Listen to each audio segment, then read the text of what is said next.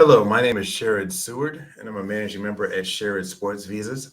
And today we're talking about one of my favorite topics and industries, which is poker.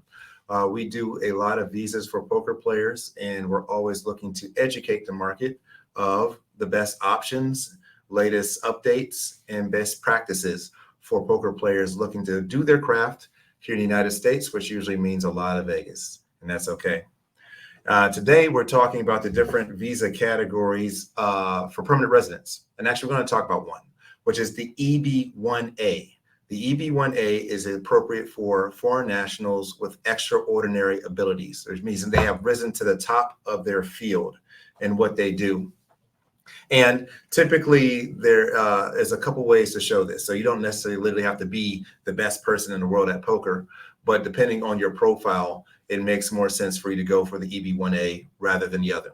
The first thing we look at is your global poker index history to see where's your highest point that you've ranked at any one time.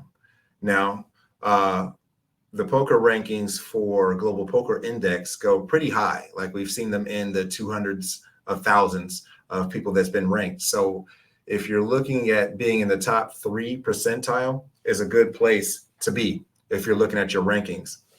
So if you've ever been, anywhere probably to 6,000 in the world, but, if you get much closer, like in like the 2000s, stuff like that, or even if you end up in the top 100, you are a very, very good candidate for the EB-1A.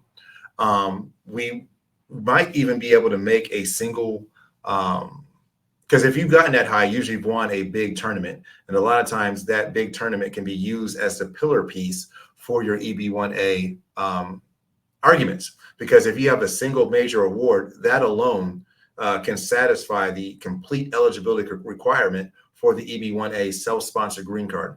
And by self-sponsored, what we mean is that you do not have to have an employer.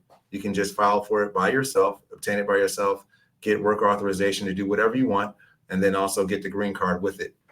Now, if you don't have a single major award, like you haven't won a gold bracelet, World Series of Poker, or any of the major tournaments like that, or even like a big cash prize tournament. Like we have one client that won $1 million at a single national tournament, but that is the type of thing that serves well in the award category eligibility. We can look at other things to look at too, especially like, do you have any special techniques that only you do that you can articulate to USCIS? Do you have memberships within your federation or special clubs that you have entered into through your poker playing?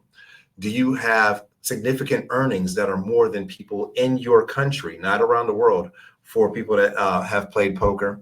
And there's some other categories too, of which we have to prove 3 in EB-1A to make sure that you're eligible.